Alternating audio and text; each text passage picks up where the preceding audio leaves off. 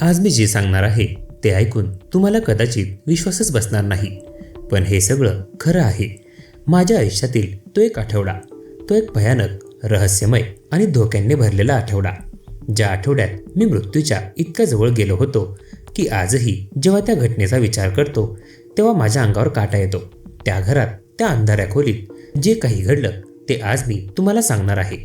पण सुरुवात करण्यापूर्वी मी तुम्हाला सांगू इच्छितो, या कथेतील पात्र, प्रत्येक घटना अगदी खरी आहे आणि शेवटी जे उघड झालं ते ऐकून तुम्ही अवाक व्हाल. माझं नाव अनिकेत. मी पुण्यात एका IT कंपनीत काम करतो. 28 वर्षांचा, एकटा राहणारा साधा माणूस. माझं आयुष्य फार साधं होतं. सकाळी ऑफिसला जाणं, संध्याकाळी घरी येणं आणि विकेंडला मित्रांसोबत टाइमपास करणं. पण 6 महिन्यांपूर्वी माझ्या आयुष्यात असं वळण आलं की माझं संपूर्ण जीवनच बदलून गेलं. सप्टेंबर महिन्याची सुरुवात होती. पावसाळा संपला होता, पण हवा अजूनही ओलसर होती. माझा फ्लॅट कोरेगाव पार्क परिसरात होता. एक 2 BHKचा छोटासा फ्लॅट 5व्या मजल्यावर. इमारतीत एकूण 8 फ्लॅट होते आणि माझ्या शेजारचा फ्लॅट मागच्या 3 महिन्यांपासून रिकामा होता. त्या शनिवारी संध्याकाळचे 6 वाजले होते. मी नुकताच ऑफिसमधून घरी आलो होतो. दार उघडून आत शिरलो तर माझं लक्ष शेजारच्या फ्लॅटकडे गेलं. तिथे एक ट्रक उभा होता आणि काही मजूर सामान वर आणत होते. शेवटी कोणीतरी या फ्लॅटमध्ये राहायला आलंय, मी मनातच विचार केला. मी आत गेलो आणि फ्रेश झालो. चहा बनवून बाल्कनीत उभा राहिलो. तेव्हाच माझं लक्ष खाली गेलं. एक माणूस, साधारण 45 ते 50 वर्षांचा, उंच, पातळ बांधाचा. त्याने काळा शर्ट आणि जीन्स घातली होती, पण त्याच्या चेहऱ्यावर काहीतरी वेगळंच होतं. एक अस्वस्थता, एक संशय, एक रहस्य. तो सतत इकडे तिकडे बघत होता, जणू कोणी त्याचा पाठलाग करत असल्यासारखं. मी त्याकडे जास्त लक्ष दिलं नाही. नवीन शेजारी आला आहे एवढंच समजलो. पण त्या रात्रीपासून विचित्र गोष्टी घडू लागल्या. पहिली रात्र फार शांत गेली, पण दुसऱ्या रात्री 12 वाजण्याच्या सुमारास मला काहीतरी आवाज ऐकू आला. हलका पण स्पष्ट आवाज, जणू कोणी भिंतीवर काहीतरी खोदत असल्यासारखा आवाज. मी लक्षपूर्वक ऐकलं. आवाज शेजारच्या फ्लॅटमधून येत होता. मी उठून खिडकीजवळ गेलो. शेजारच्या फ्लॅटमध्ये लाईट नव्हती, पण तो आवाज येतच होता. कदाचित तो माणूस काहीतरी फर्निचर मांडत असेल असा मी विचार केला आणि परत झोपायला गेलो. पण झोप फार लागली नाही. रात्रभर तो आवाज येतच राहिला. सकाळी उठल्यावर मी थकलेला होतो. ऑफिसला जाण्याआधी मी शेजारच्या दाराकडे एक नजर टाकली. दार बंद होतं. कुठलीही हालचाल नव्हती. मी ऑफिसला निघून गेलो. संध्याकाळी परत आल्यावर मी सोसायटीच्या वॉचमनला विचारलं, अरे भाऊ, शेजारच्या फ्लॅटमध्ये कोण आलंय? वॉचमन म्हणाला, साहेब, त्याचं नाव राजेश मेहता आहे. मुंबईहून आले आहेत. फार शांत माणूस आहे, कोणाशीही बोलत नाही. मी विचारलं, त्यांची फॅमिली आहे का? नाही साहेब, ते एकटेच राहतात. त्या रात्री पुन्हा तोच आवाज सुरू झाला. यावेळी मी काळजीपूर्वक ऐकलं. हा फक्त फर्निचर मांडण्याचा आवाज नव्हता. हा काहीतरी खोदण्याचा, ओरखडण्याचा आवाज होता आणि मधून काही बडबडण्याचा आवाज होता, जणू कोणी स्वतःशीच बोलत असल्यासारखं.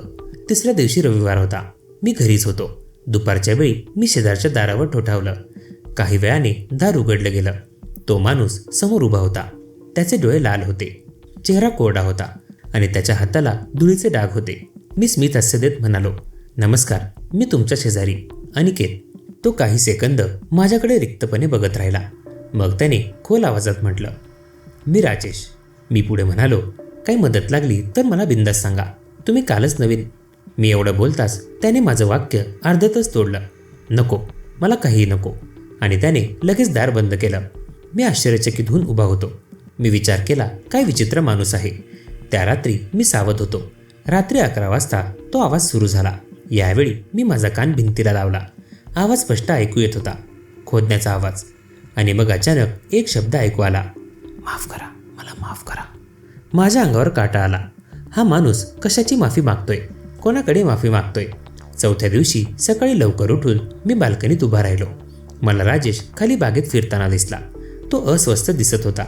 सतत मोबाईलवर काहीतरी बघत होता आणि इकडे तिकडे संशयास्पदपणे पाहत होता. ऑफिसमध्ये माझं मन लागत नव्हतं. मी गुगलवर शोध घेतला, राजेश मेहता मुंबई, पण काहीही उपयुक्त माहिती मिळाली नाही. संध्याकाळी घरी येताना मी वॉचमनला पुन्हा विचारलं, भाऊ, त्या राजेश मेहता साहेबांबद्दल काही माहिती आहे का? वॉचमन थोडा विचार करून म्हणाला, साहेब, मला तर काहीतरी विचित्र वाटते. ते रात्री उशिरापर्यंत जागे राहतात आणि कधी कधी रात्री 3-4 वाजता बाहेर येतात. इकडे तिकडे बघतात आणि परत आत जातात। आणि एक गोष्ट, त्यांना एकदा मी विचारलं की साहेब तुम्ही काय काम करता, तर ते फार रागवले आणि म्हणाले तुझं काम पेहरेदारी करणं आहे, माझ्या गोष्टी मला विचारू नकोस। वॉचमनचं हे बोलणं ऐकून आता माझी उत्सुकता आणखीच वाढली होती। हा माणूस नक्की काय लपवतोय? 5व्या दिवशी मी लवकर घरी आलो। मी ठरवलं की आज मी जागा राहणार आणि बघणार की रात्री नेमकं काय चाललंय। रात्री 11 वाजता मी माझ्या खोलीचा दिवा बंद केला आणि शांतपणे वाट पाहू लागलो। घड्याळात 11:30 झाले होते आणि तेव्हाच तो आवाज सुरू झाला। यावेळी मी माझा मोबाईल घेतला आणि व्हॉइस रेकॉर्डर चालू केलं। मी कान लावला। खोदण्याचा आवाज, मातीचा आवाज आणि मग स्पष्ट शब्दात जे काय ऐकू आलं त्याने मीही हादरलो। इथे कुठेतरी असलं पाहिजे, मला सापडलं पाहिजे, नाहीतर ते मला सोडणार नाहीत। माझा रक्तदाब वाढला। ते म्हणजे कोण? काय सापडायला हवं? मी रेकॉर्डिंग बंद केलं आणि विचार करू लागलो।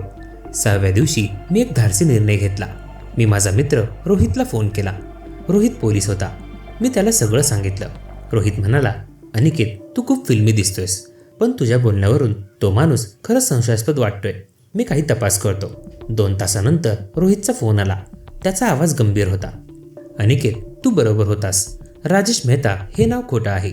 त्याचं खरं नाव प्रकाश पाटील आहे आणि तो 2 महिन्यापूर्वी मुंबईतून बेपत्ता झाला होता। त्याच्यावर एक गुन्हा दाखल आहे। गुन्हा? कोणता गुन्हा? मी घाबरतच विचारलं। त्याच्या बिझनेस पार्टनरचा खून। त्याचा पार्टनर विक्रम शर्मा यांचा 2 महिन्यापूर्वी खून झाला होता।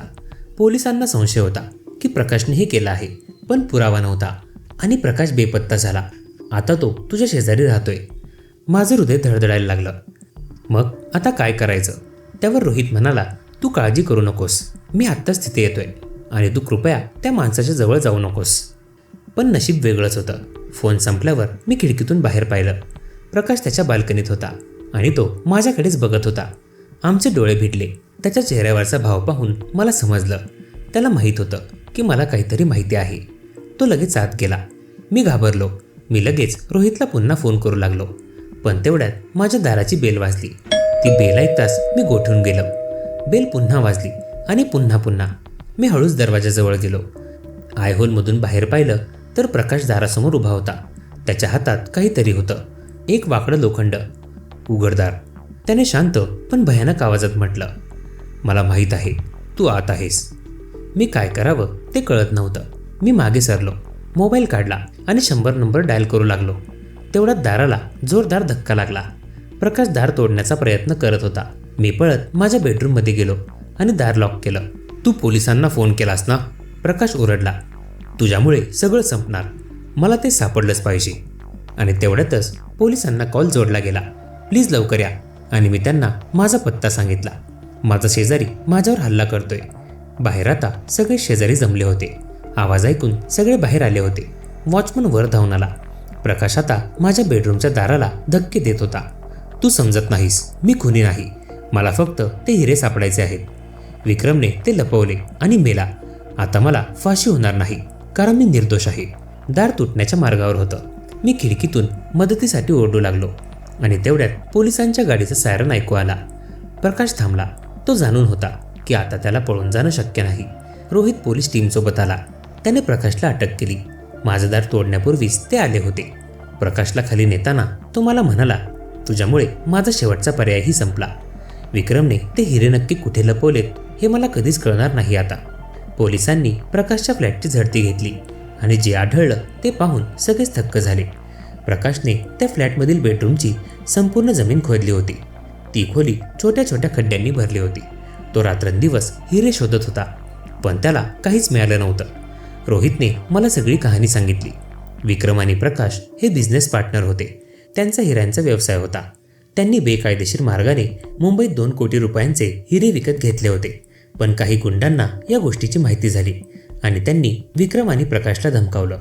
विक्रमने ते हिरे कुठेतरी लपवले आणि प्रकाशला सांगितलं नाही। मग त्या गुंडांनी विक्रमचा खून केला।